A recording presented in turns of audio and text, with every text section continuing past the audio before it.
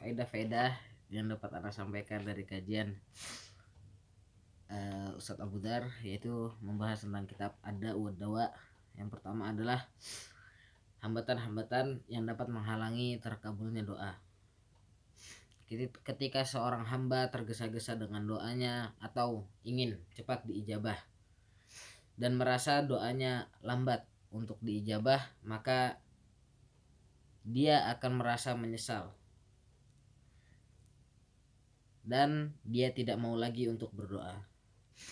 Dan doa itu harus dibersamai dengan hati, harus dibersamai dengan hadirnya hati. Apabila doa telah dibersamai dengan hadirnya hati dan membersamai doa dengan hati tersebut adalah benar-benar kita mentotalitaskan hati dengan apa yang kita minta di dalam doa.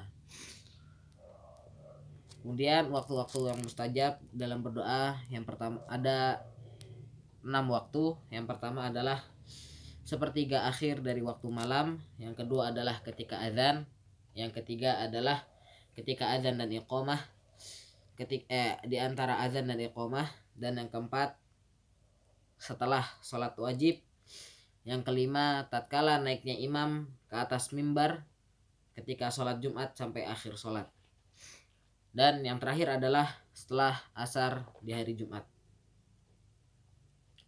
Kemudian yang berikutnya tanda-tanda doa yang disertai dengan hati adalah khusyuk di dalam doanya dan dia merasa kerendahan kepada Allah dan ketundukan dan kelembutan hati. Dan faktor yang paling utama, ada beberapa faktor yang membuat terijabahnya doa, dan faktor yang paling utama terijabahnya doa adalah hadirnya hati. Kemudian faktor yang berikutnya, ketika berdoa kita harus menghadap kiblat. Dan faktor yang ketiga, ketika kita berdoa diutamakan kita berdoa di waktu-waktu yang mustajab. Kemudian faktor yang keempat, berdoa dalam keadaan suci. Kemudian yang kelima, mengangkat kedua tangannya kepada Allah, mengangkat kedua tangan kita kepada Allah. Dan yang keenam, memulai doa dengan memuji dan menyanjung kepada Allah. Kemudian kita bersolawat kepada Nabi Shallallahu Alaihi Wasallam. Kemudian kita mendahulukan dari kebutuhan kita taubat dan meminta ampun. Kemudian kita mengulang-ulang kepada Allah setelah kita meminta taubat dan setelah kita minta ampun, kita mengulang-ulang kepada Allah apa yang kita minta. Kita mengulang-ulang kepada Allah dengan permintaan kita tersebut, dengan merasa takut kepada Allah. Kemudian yang ketujuh, menjadikan perantara di dalam doanya dengan nama-nama dan sifat-sifatnya Allah, dan bertawassul dengan tauhid dan imannya, dan kita bertawassul dengan tauhid dan iman kita. Kemudian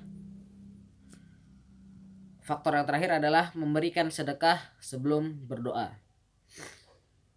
Maka doa yang seperti ini hampir tidak akan pernah ditolak oleh Allah Subhanahu wa taala selamanya.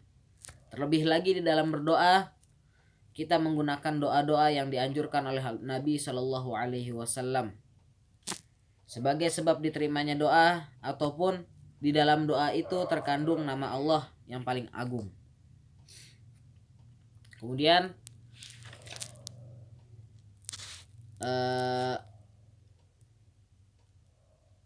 kegundahan, kesedihan dan sebagainya macamnya dan yang lain-lain, semua itu akan hilang dengan doa, bukan dengan obat-obatan seperti obat-obat penenang dan lain-lain.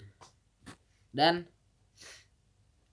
doanya adalah Allahumma inni abduka ibnu abdika wa ibnu amatika nasiyati biyadik madin fiyya hukmuk adlun fiyya qada'uk as'aluka bikulli ismin huwa lak as'aluka Allahu bikulli ismin huwa lak sammaita bihi nafsak أو علمته أحدا من خلقك أو أنزلته في كتابك أو استأثرت به في علم الغيب عندك أن تجعل القرآن ربيع قلبي ونور صدري وجلاء حزني وذهاب همي. Dengan doa ini Allah akan menghilangkan kepada kita kegundahan dan kesedihan, dan kegundahan dan kesedihan tersebut akan Allah ganti dengan kegembiraan.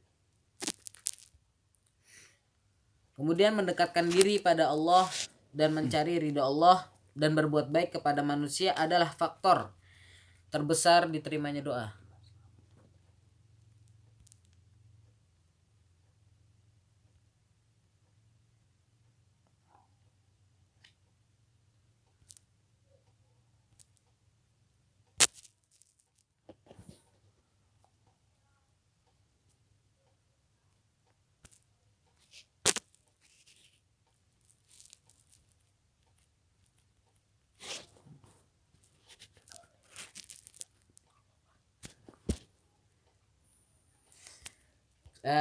Kemudian mendekatkan diri pada Allah dan mencari ridha Allah dan berbuat baik kepada manusia adalah faktor terbesar diterimanya doa. Dan kebalikannya adalah maksiat. Ini semua adalah faktor terbesar tertolaknya doa. Ini semua adalah faktor terbesar tertolaknya doa. Tidaklah kebaikan itu didapatkan kecuali dengan rasa takorup dan ketaatan dan berbuat baik kepada manusia. Kemudian ciri-ciri orang yang doanya ikhlas, maka dia akan punya kesadaran di dalam mengerjakan perintah-perintah Allah, seperti dia mengerjakan sholat tepat waktu dan yang lain-lainnya.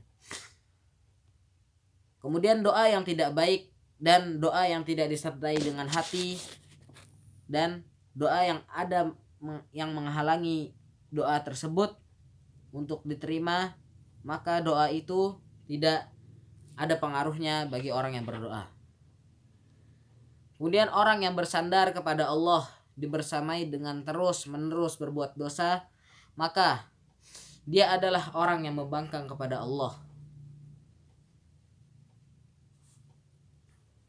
Dan rasa roja kepada Allah, berharap kepada Allah harus dibarengi dengan amal kebaikan. Jika tidak dibersamai dengan hal tersebut, maka rasa roja tersebut tidak akan berdampak apa-apa kepada orangnya, kecuali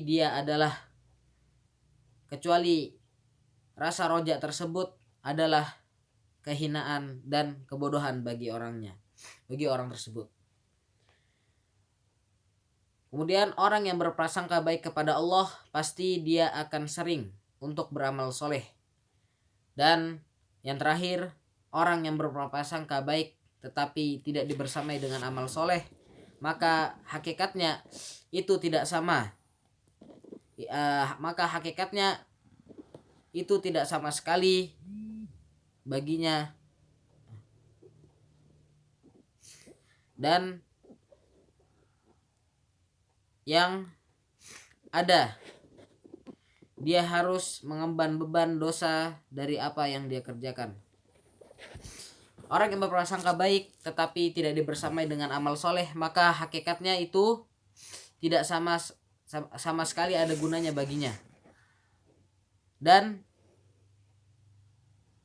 dengan perkara itu yang ada, orang tersebut harus mengemban beban dosa dari yang dia kerjakan, dan